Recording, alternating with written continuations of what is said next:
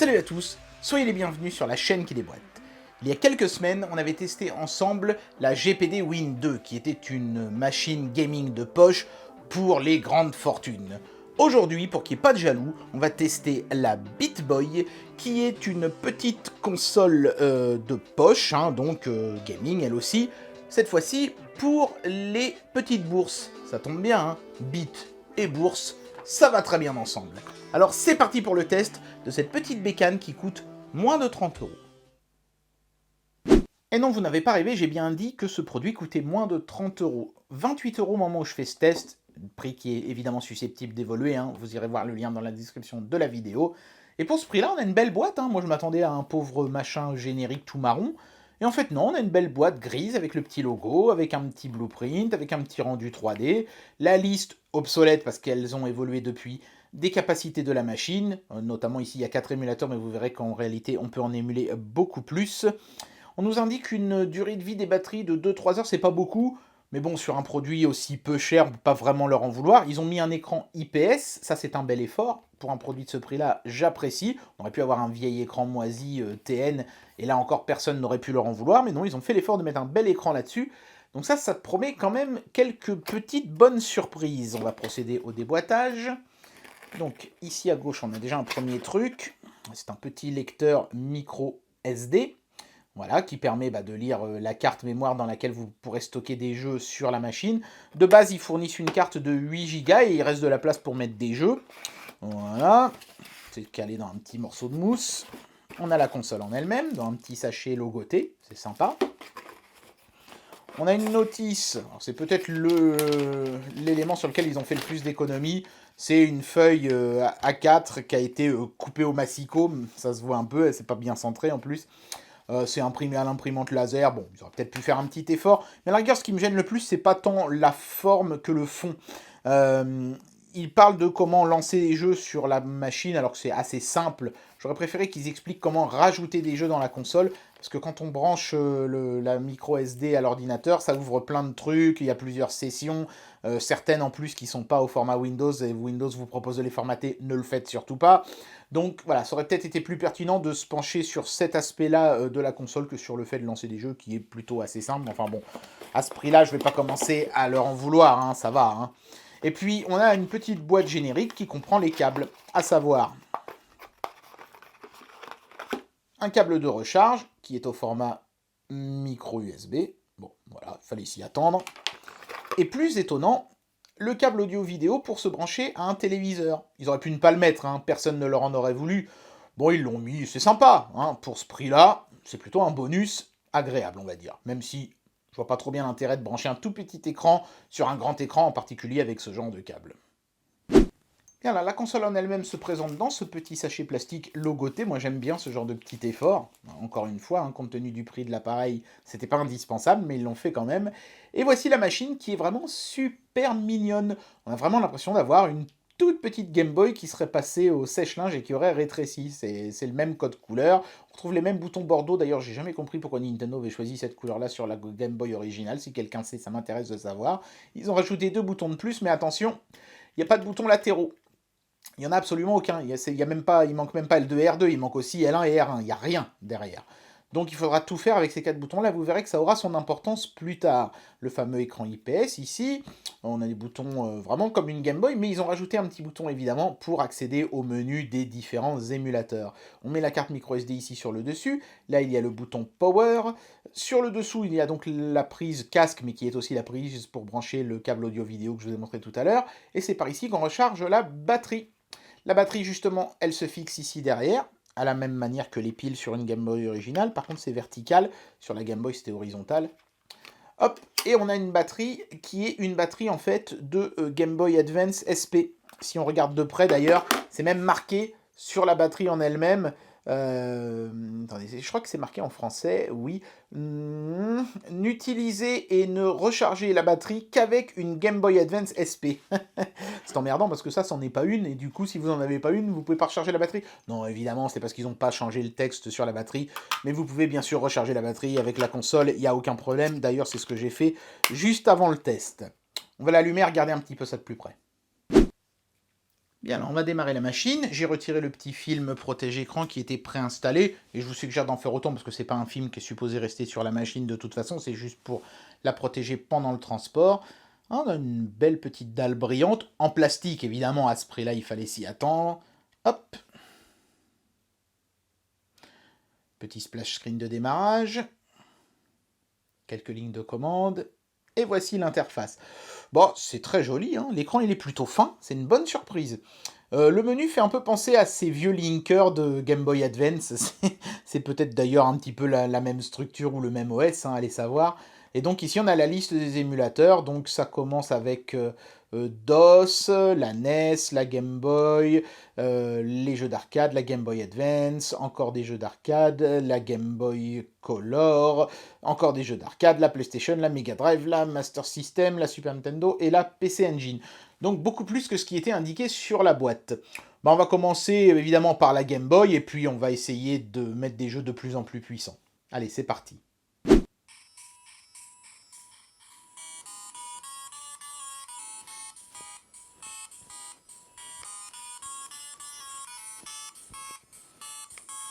Eh, pas mal. On retrouve cette petite teinte verdâtre qu'on avait sur les vrais Game Boy, et puis la musique est bien rendue. Évidemment, le haut-parleur n'est pas très sollicité sur de la Game Boy, mais quand même. Je vais mettre en easy parce que c'est déjà bien assez chiant comme ça de jouer en filmant en même temps.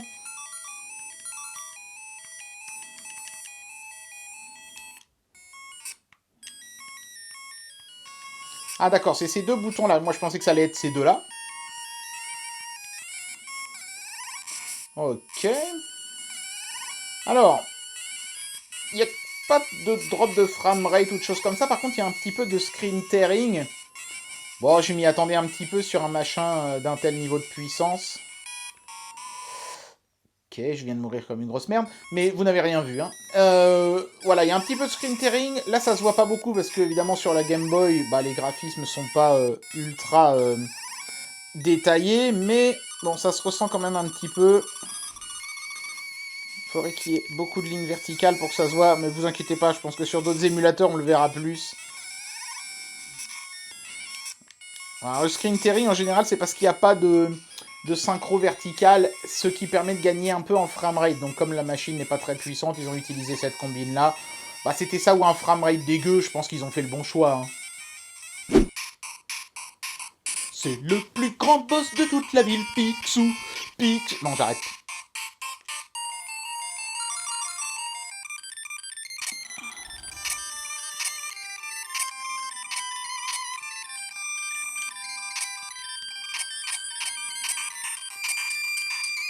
Ah, cette fois-ci, c'est bien ces deux boutons-là. Ça change d'un émulateur sur l'autre.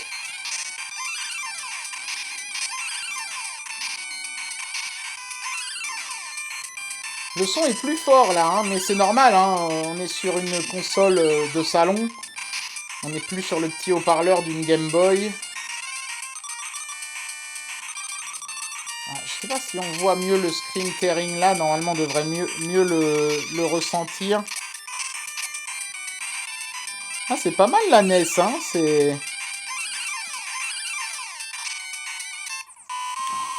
pas mal. Allez, on va se faire un petit jeu d'arcade. J'ai mis Ghouls and Ghosts, grand classique.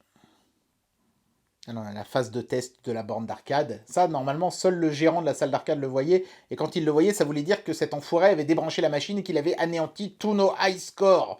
Grrr. Oui, parce que normalement, à l'époque, les bornes d'arcade, elles n'avaient pas de mémoire interne, elles stockaient rien. Hein. Donc, dès qu'on débranchait la machine et qu'on la rebranchait, tous les high scores étaient anéantis. Donc, un vrai bon gérant de salle d'arcade, il était supposé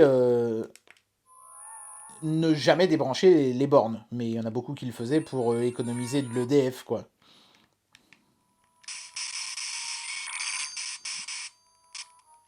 Là, le screen tearing, on le ressent déjà plus. Hein. Évidemment, plus les graphismes vont être détaillés, plus ça va se ressentir.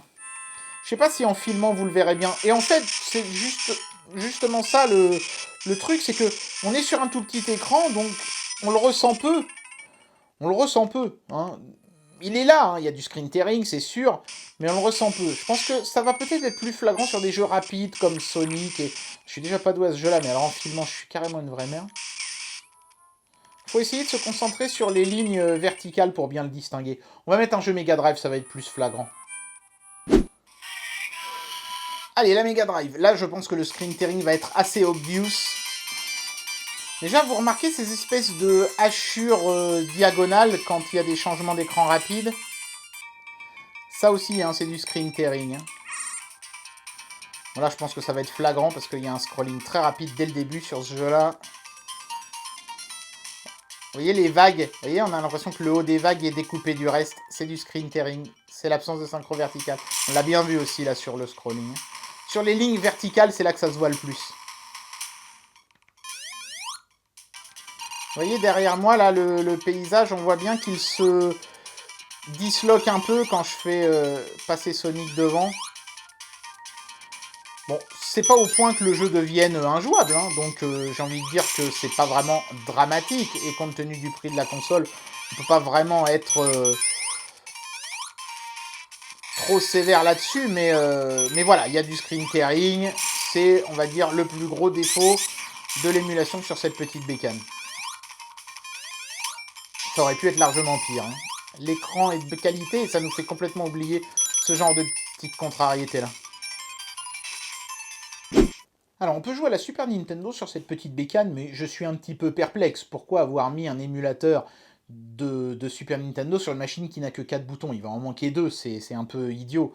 Alors, il y a des jeux pour lesquels ça ne devrait pas poser de problème. On va commencer par l'un d'entre eux, Super Mario World. Alors attention, si vous jouez à la Super Nintendo, pensez à activer la transparence dans les menus, sinon vous allez avoir des éléments graphiques manquants. Hein.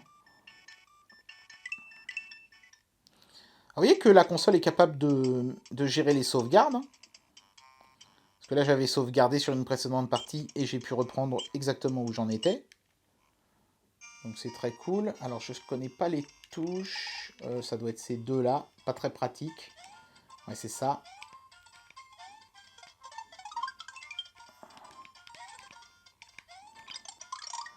Ok, donc là, le screen tearing, c'est pareil. On le voit bien. Hein, vous voyez sur la petite plateforme qui se trouve derrière moi. Là, vous voyez sur ces montants verticaux.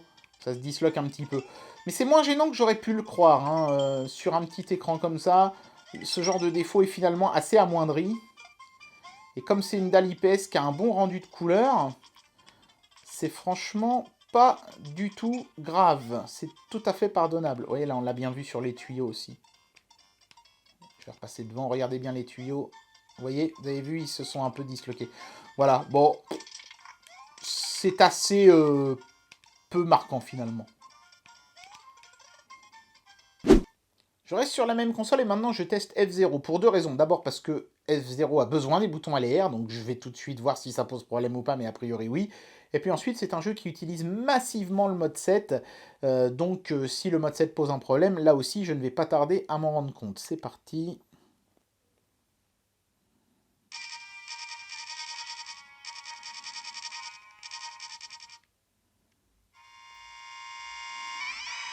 Jusqu'ici tout va bien.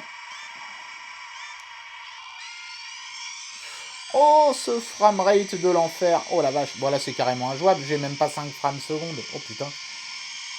Et puis en plus, je peux pas tourner correctement parce que j'ai pas les boutons LR. Bon, ok. Les jeux mode 7, faut les oublier. On les laisse de côté. Hein. Je suis même surpris qu'ils se soient embêtés à préinstaller ce jeu-là dans la console. C'est un peu idiot, là, pour le coup. Mais avant d'amener une conclusion à cette vidéo, on va tester la console la plus puissante que cette machine est supposée être capable d'émuler, à savoir la PlayStation. On va mettre Micro Machine. Alors, on n'a pas le petit son du BIOS, dommage. C'est un des trucs que j'aimais le plus, moi, sur la PlayStation. Bon, les cinématiques, c'est même pas la peine. Ça rame. Bon, allez, on oublie. Ils ont décalé les boutons comme sur la Super Nintendo, c'est bizarre ça. On se tape quand même les temps de chargement, bah oui, sinon ce serait pas rigolo. Alors, déjà, est-ce que l'interface va être fluide? Non. Bon, bah ça présage pas du bon pour le jeu. Hein. Parce que là, je suis qu'en 2D. Hein. Et ça rame. Oh putain, le fond d'écran est complètement pété. C'est pas seulement lent, c'est aussi buggé. Là aussi, hein, je me demande un peu pourquoi ils se sont embêtés à mettre un émulateur de PlayStation là-dedans. C'est un peu couillon, quoi. Finalement, ça risque de décevoir plus les gens qu'autre chose. Le firmware de base, il émulait que les consoles 8 bits. Là, ils ont voulu rajouter du 16 et du 32 bits. Ils auraient peut-être mieux fait de s'abstenir. Encore que la Mega Drive passe pas trop mal, il faut bien le reconnaître, mais... Bon, allez. On va essayer juste de faire un tour de piste pour voir. J'aurai la voiture jaune. Bug sonore, là, pas très agréable.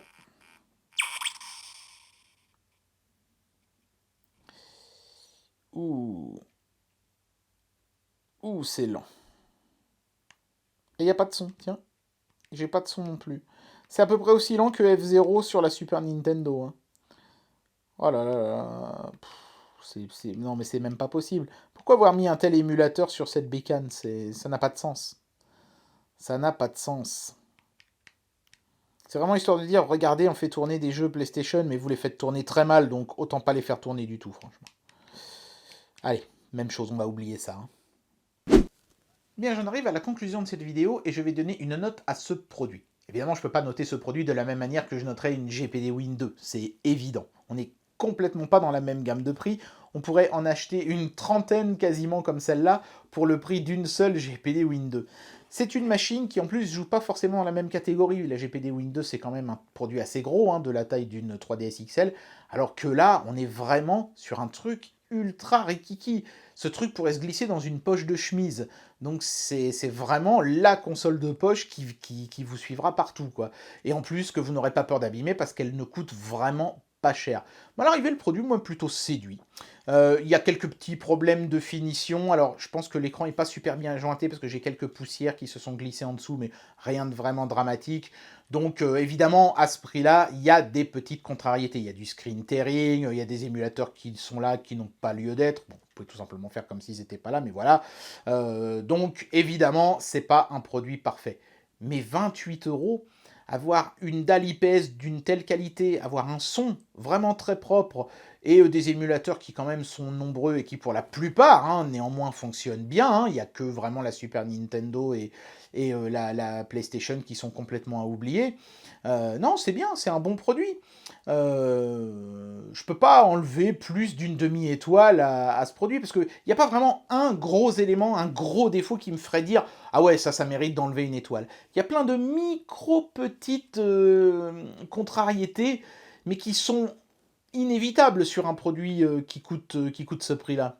Donc pour toutes ces petites choses qui clochent, je vais quand même enlever une demi-étoile histoire de dire que voilà, c'est pas le produit parfait. Mais voilà, je peux pas être plus sévère que ça pour un produit qui coûte aussi peu cher. Au prix auquel il est vendu, on a un bel écran, du bon son, plein de jeux qui vont bien fonctionner. C'est bien ça le principal, donc 4 étoiles et demie pour ce petit produit qui est vraiment fort sympatoche. Et bien voilà, c'était le test de cette magnifique petite Beat Boy, une console de jeu vraiment pas chère et qui malgré tout s'en sort plutôt pas mal, même si évidemment à ce prix-là il a fallu faire pas mal de petits compromis, mais je trouve que le produit s'en est très bien sorti. J'espère que cette vidéo vous aura plu, et moi je vous dis à très bientôt pour un prochain test. Allez, tchuss! Tiens, maintenant que j'y pense, Beat et Boy aussi, c'est deux mots qui vont bien ensemble.